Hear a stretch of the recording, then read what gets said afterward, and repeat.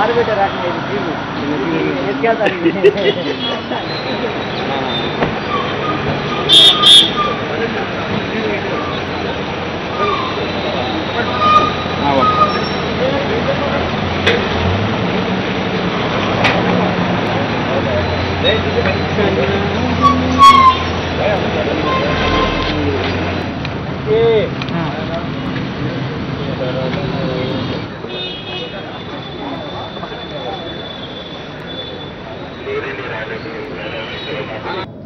మాచర్ల నియోజకవర్గం అక్కడ ఉన్నటువంటి గౌరవ శాసనసభ్యుడు పిన్నెల్లి రామకృష్ణారెడ్డి గారిని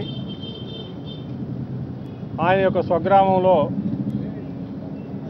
ఎవరో ఎవరిని మర్డర్ చేశారని చెప్పి కేసు పెడితే ఆ కేసులో రామకృష్ణారెడ్డి గారిని అన్యాయంగా అక్రమంగా ఆ కేసులో ఇంప్లికేట్ చేయడం జరిగింది. ఆ కేసులో రామకృష్ణారెడ్డి గారితో పాటుగా ఆయన సోదరుడైనటువంటి వెంకటరామరెడ్డి గారిని కూడా ఇంప్లికేట్ చేయడం జరిగింది. ఈ అక్రమంగా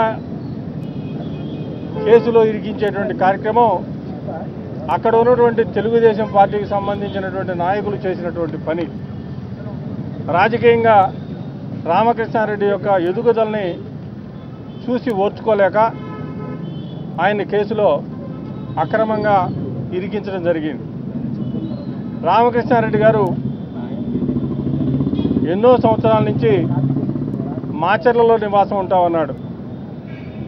ఆయన కళ్ళకుంట గ్రామంలో ఏనాడు కూడా నివసించినటువంటి పరిస్థితి లేదు. ఆయనతో పాటు ఆయన సోదరుడు కూడా మాచర్ల పట్టణంలోనే నివాసం ఉంటా ఉన్నారు.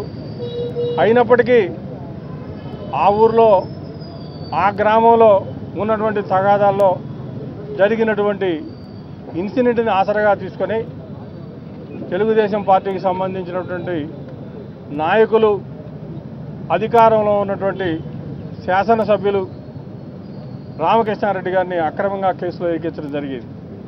ఎప్పుడో రాత్రిపూట ఎప్పుడో జరిగినటువంటి ఏకూజామున జరిగితే సాయంత్రం 3 గంటల దాకా ఆలోచనల మీద ఆలోచనలు, కుట్రల మీద కుట్రలు, సంప్రదింపుల మీద సంప్రదింపులు చేసి 3 సార్లు ఎఫ్ఐఆర్ రాయటం, చించటం, రామకృష్ణారెడ్డి గారిని ఏ రకంగా ఇరికించాలా ఆ కేసులో, వెంకటరామరెడ్డిని ఏ రకంగా దాంట్లో ఇరికించాలని ఆలోచనలు చేసి చివరికి వాళ్ళిద్దరినీ కూడా కేసులో పేరు రాసి పెట్టడం జరిగింది. మరి ఈ విషయాన్ని మేము వెంటనే మా జిల్లా ఎస్పీ గారు అయినటువంటి నారాయణ నాయక్ గారిని కలవడం జరిగింది. మా శాసనసభ్యులందరం కూడా పోవటం జరిగింది. అక్కడికి వెళ్తే ఆయన సానుకూలంగానే స్పందించాడు. ఎఫ్ఐఆర్లో పేరు పెట్టినంత మాత్రాన ఏమీ కాదు, ఇన్వెస్టిగేషన్ చేయాల్సినటువంటి బాధ్యత మా పోలీసుల మీద ఉంది. మేము సక్రమైనటువంటి ఇన్వెస్టిగేషన్ చేసి ఎవరైతే ఆ కేసులో లేకుండా అన్యాయంగా కేసులో ఇరికించడం జరిగిందో వాళ్ళని తీసేస్తామని చెప్పారు. మరి ఇన్ని రోజులు గడుస్తూ ఉంది. మరి అయినప్పటికీ ఇంకా కేసులో పురోగతి కనపడలే మాకు. అందుకే ఈరోజు మేమందరం కూడా డీజీపీ గారిని కలిసాం. జరిగినటువంటి వాస్తవాల్ని ఆయనకి వివరించడం జరిగింది. డీజీపీ గారు సానుకూలంగా మొత్తం మేము చెప్పిందంతా కూడా విన్నారు. తప్పనిసరిగా ఎటువంటి వివక్ష లేకుండా ఇన్వెస్టిగేషన్ చేస్తాం, అసలైనటువంటి దోషుల్ని మేము పట్టుకుంటాము తప్ప ఎఫ్ఐఆర్లో రాసినంత మాత్రాన మేము ఎవరి మీద పడితే వాళ్ళ మీద కేసుల్లో పెట్టమని చెప్పి ఆయన చెప్పడం జరిగింది. డీజీపీ గారు సక్రమైనటువంటి ఇన్వెస్టిగేషన్ చేపిస్తానని చెప్పి ఈరోజు మాకు చెప్పి న్యాయం చేస్తానని చెప్పి కూడా తెలియజేయడం జరిగింది. ఇదే మా మర్రి రాజశేఖర్ గారు మా జిల్లా అధ్యక్షులు చెప్పినట్లు కల్లగుంట్ల విలేజ్లో పాపిరెడ్డి అనే ఒక వ్యక్తి హత్యకు గురైతే కల్లగుంట్ల అనే గ్రామం పిన్నెల్లి రామకృష్ణారెడ్డి వాళ్ళ తమ్ముడికి అది స్వగ్రామం అయినప్పటికి కూడా ఆ గ్రామం నుంచి వెళ్ళి మాచర్లో ఉంటా ఉన్నారు చాలా కాలం నుంచి. అక్కడ లేరు. పాపిరెడ్డి అనే వ్యక్తి తెల్లవారుజామునో అతను హత్యకు గురైతే సాయంత్రానికి ఒక ఎఫ్ఐఆర్ తయారు చేసి రాజశేఖర్ గారు చెప్పినట్లు ఎఫ్ఐఆర్ ఏదో ఒకటి రాయటం, కొందరిని పెట్టడం, చించేయటం, మళ్ళీ ఇంకోటి రాయటం, ఫైనల్గా ఒక ఎఫ్ఐఆర్లో పిన్నెల్లి రామకృష్ణారెడ్డి గారి తమ్ముడు వెంకటరామరెడ్డిని A1గా పెట్టారు. కనీసం ఆ స్పాట్లో లేడు, ఆ గ్రామంలో లేడు. అది జరిగిన సమయంలో అతన్ని A1గా పెట్టి ఎమ్మెల్యే పిన్నెల్లి రామకృష్ణారెడ్డి గారిని A13గా పెట్టి ఎఫ్ఐఆర్లో వీళ్ళిద్దరిని పెట్టి అనవసరంగా వాళ్ళని ఇంప్లికేట్ చేయటం ఇది ఒక రాజకీయ కక్షలకి పరాకాస్తని మాత్రం చెప్తా ఉన్నాం. రాష్ట్రంలో అనేక చోట ఇదే విధానం జరుగుతూ ఉంది. ఎక్కడెక్కడైతే రాజకీయంగా అధికార పార్టీకి వినటం లేదో, లేకపోతే పార్టీలు ఫిరాయించమన్నప్పుడు ఫిరాయించటం లేదో, వినప్పుడల్లా వాళ్ళ మీద కొన్నాళ్ళు బతిమలాడటం, కొన్నాళ్ళు ప్రలోభాలు పెట్టడం, అది అయిన తర్వాత బెదిరించటం, అక్రమమైన కేసులు పెట్టడం, ఇవన్నీ లేని అన్నీ అయిపోయిన తర్వాత హత్యలకి చేయించడం జరుగుతూ ఉంది. ఇది ఒక పరిపాటి అయిపోయింది. ఒక నయా సంస్కృతి, ఒక ఆధునిక మరి ఆ సంస్కృతి ఈరోజు రాష్ట్రంలో కనపడతా ఉంది. కాబట్టి ఇటువంటి దానికి ప్రజలెవరు హర్షించరు. మేమైతే ఎస్పీ గారి దగ్గరికి మా రాజశేఖర్ గారు మిగతా మా మిత్రులందరూ వెళ్ళినప్పుడు ఆయన కూడా హామీ ఇచ్చాడు, ఫెయిర్గా నేను చేస్తానని. ఇప్పుడు డీజీపీ గారు కూడా మొత్తం చదివి మొత్తం ఎఫ్ఐఆర్ కూడా తెప్పించుకొని చూసి దీన్ని నేను ఫెయిర్గా ఎక్కడ కూడా ఈవెన్ 1% మీరు డౌట్ పడాల్సిన పనిలే, ఎవరు కూడా దీనికి సంబంధం లేనివాడు దీనిలో ఉండేదానికి అవకాశం లేనే లేదు, మేము పెడతాం. ఆఖరికి ఆయన ఈ కాల్ లిస్టు కూడా ఇవన్నీ కూడా తెప్పి చూస్తా ఉన్నాడు. ఎవరెవరితో ఆ రోజు ఫోన్లు చేశారు, ఎక్కడెక్కడ చేశారు, ఎవరు, ఇవన్నీ కూడా నేను తెప్పించి, గతంలో కాదు ఈరోజు టెక్నాలజీ చాలా ఉంది, ఎవిడెన్సులు తెచ్చుకోవడానికి, లేకుంటే వాటిని చెప్పించడానికి కూడా మార్గాలు ఉన్నాయి. కాబట్టి మీకు అన్యాయం మాత్రం చెయ్యం. ఎమ్మెల్యే గారి తమ్ముడు దీనిలో సంబంధించి ఎమ్మెల్యే గారిని ఎక్కడ పెట్టారండి?